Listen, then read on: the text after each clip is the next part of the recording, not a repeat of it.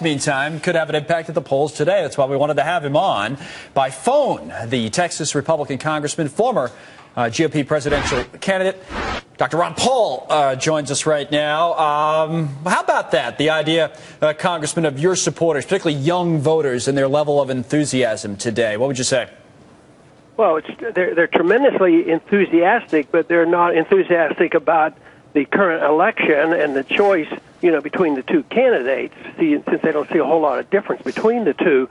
Although there are other candidates on the ballot, everybody knows that one of the two, main contenders will become president, and they don't see enough difference to get very excited about this. And that's the reason some won't vote, and some will vote otherwise, and some will write in names. Who knows what they'll do?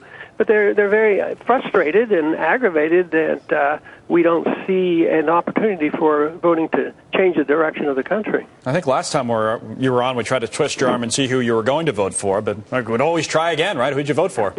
No? No, I'm not talking about that. It's not important. It's not. Why is it not important, by the way? Why is it not important for someone like you, went through this process as a Republican, to come out and tell us who you're for today? And what does it say about the current election and the state of things that you won't say?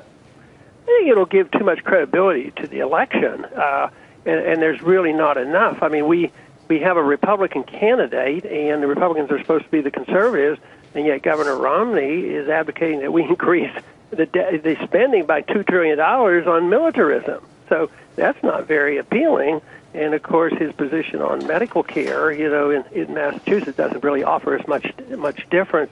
So if we give too much credibility, people will start talking about this is the most crucial election in our lifetime, and I can't quite agree with that. So your issues, you mentioned militarism a moment ago.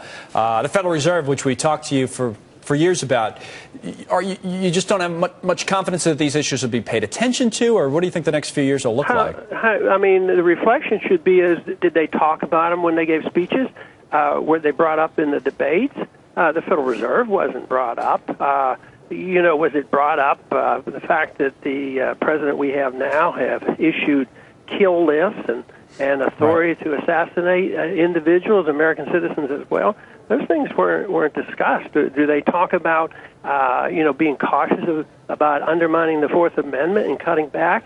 No, the subject doesn't even come up. So when it comes to civil liberties and foreign policy and monetary policy, there's been no discussion. A lot of people come on and tell us that this is a clear choice between opposing visions, and you say there's not really much difference between the two candidates in Obama and Romney. After it's over tonight, are there big changes in store for the country, or will this status quo as you see it continue? Yeah, well, the status quo means that there's going to be big changes, and neither one have addressed it, because I think our biggest problem immediately is the fiscal crisis coming and the huge debt.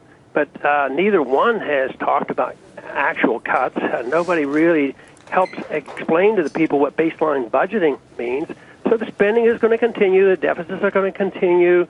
Who knows what will happen in January, but they'll postpone at least some of the big decisions and just sort of push them out 6 months or a year and try to decide later on. But no, eventually this is going to be a major event. I mean, I think when we look at the crisis that Greece just went through is probably nothing compared to what I think the world is going to go through when people reject the whole principle of fiat currencies, that you can create wealth out of thin air and you can bail out everybody. And nobody's really challenged that, and it makes no sense whatsoever that you can do this, even though it seems to some degree be working, but it's done on pure deception, and it can't last. We'll talk to you more about those issues, as we always have, after the election. Congressman Paul, thanks a lot today.